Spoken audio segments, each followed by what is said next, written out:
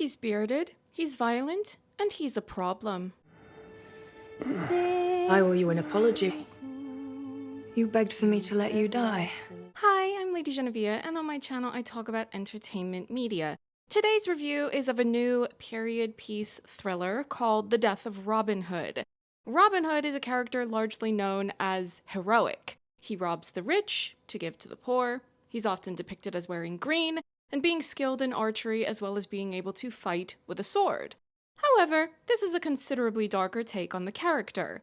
The film's premise reads: grappling with his past after a life of crime and murder, Robin Hood finds himself gravely injured after a battle he thought would be his last. In the hands of a mysterious woman, he is offered a chance at salvation. The film opens with full-on brutality. You are introduced to this new version of Robin Hood, who is still an outlaw, but he's a bandit who enacts horrific violence.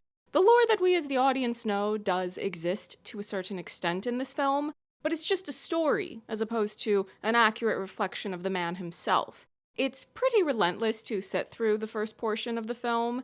The action is very impressive and highly visceral, but it could also be overwhelming depending on the viewer. That being said, I would argue that even if the opening portion of the film is difficult to watch, it's worth it to experience what comes after. He gets badly injured, and his companion, Little John, played by Bill Skarsgård, brings him to some sort of a safe haven or a sanctuary. I don't remember the word they used to describe it in the film, but this is where we meet Sister Bridget, played by my absolute favorite, Jodie Comer. I knew I wanted to review The Death of Robin Hood as soon as I knew it involved Jodie Comer being in a period piece again, because no matter how the film would turn out, it would give me an excuse to tell all of you to support Ridley Scott's The Last Duel. Jodie Comer was phenomenal in this, a very underrated film. My fate and our child's fate will be written not by God's will, but by which old man will tire first. Bridget is a healer. She oversees this place and looks after things. Once she gets to work on helping Robin Hood's injuries, this is where we get to experience what this film is really all about. It's not about the violence, action, outlaw shenanigans. What this film ultimately is, once you get past that blood-stained opening act, this is a thoughtful deconstruction of the lasting ramifications of senseless violence. Set in a marvelously scenic backdrop of an ancient time, showcasing exceptional performances, it's a must-watch for cinephiles. This story is set in 1247, and the visual world building to believably convey the older time period is masterfully done. You have these scenic locations of nature, the costumes, props. I was fully transported. Given how far back the story is set, I considered this aspect quite a bit in trying to understand the characters and their lived experiences and material conditions that shape their perspectives. I was primed to do this because of the fact that earlier this year I was reading some books on Joan of Arc as research because one of my favorites, Baz Luhrmann, is doing a movie about her. Joan of Arc lived in the 1400s though, so it's not a one-to-one comparison, but her history being as far back in time as it is made it to where I was struggling to try to make sense of certain aspects of how and why she would think or behave. I had to give a lot of consideration to so many facets of her life and the history that shaped how she and the people around her lived. Now, The Death of Robin Hood is not a history book, nor is it a historical film. It's a work of fiction. That being said, this cognitive exercise helped me to consider the blank spaces of what isn't shown or explained about this world in the film, and the time period, and how that might impact the characters, especially this version of Robin Hood. The vicious brutality of the opening act in the context of the film as a whole feels like it's representative of what it's like to be caught up in a cycle of violence with no opportunity for reprieve. How would people in that location, in that time period, fulfill their most basic needs of obtaining things like food, water, and shelter? One option might be to relentlessly violently fight. Take, with a might is right approach to life. The consequences of a lifetime of doing this is that Robin Hood and Little John are regularly pursued by people who are related to previous people whom the pair have killed. Thus, the violence escalates exponentially. They're constantly having to run away from those that might try to get vengeance. Whether those folks are justified or not in that quest is besides the point. You can look at the story in isolation, simply as a gripping drama period piece, but if you like to analyze and interpret art in such a way that you extrapolate deeper meaning where you can find it, and relate that meaning to the lived experiences of the world as we know it today, as I've said before, there's something really thoughtful about how the film explores this idea of the lasting ramifications of senseless violence.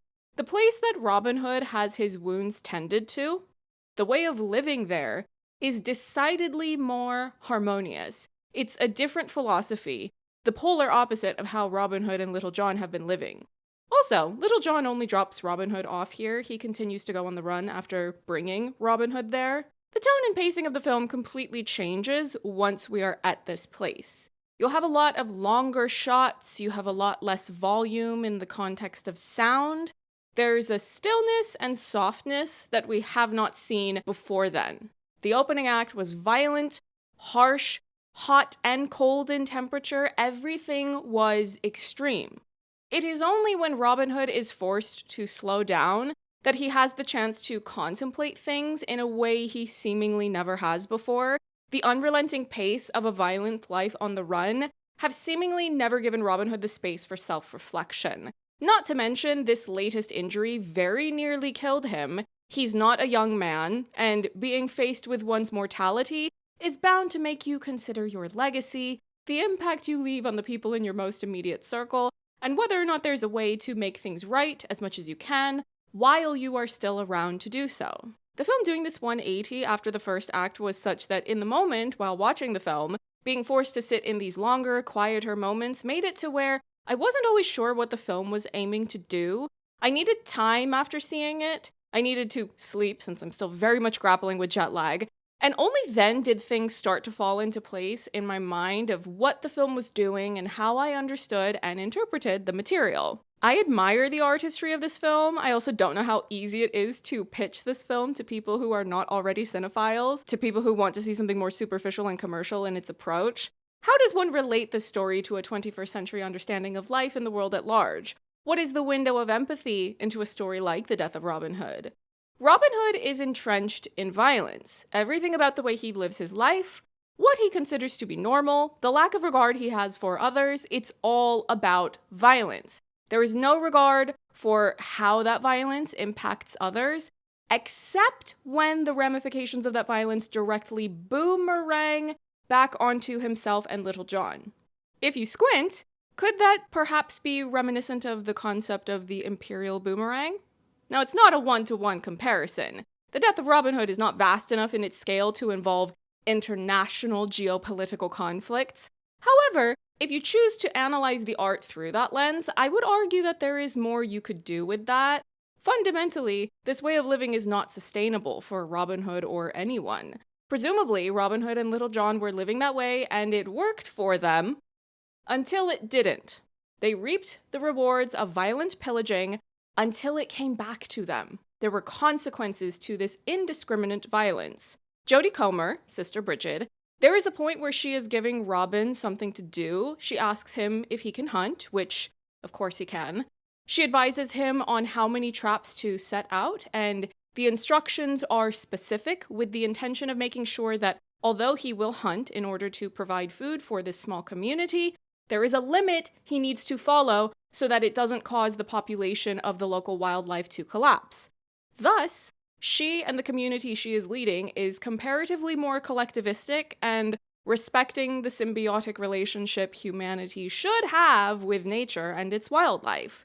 She represents a philosophy and way of life that is constantly under attack, historically and today, by people who philosophically live and behave like Robin Hood in this movie, before he experiences that life-threatening injury.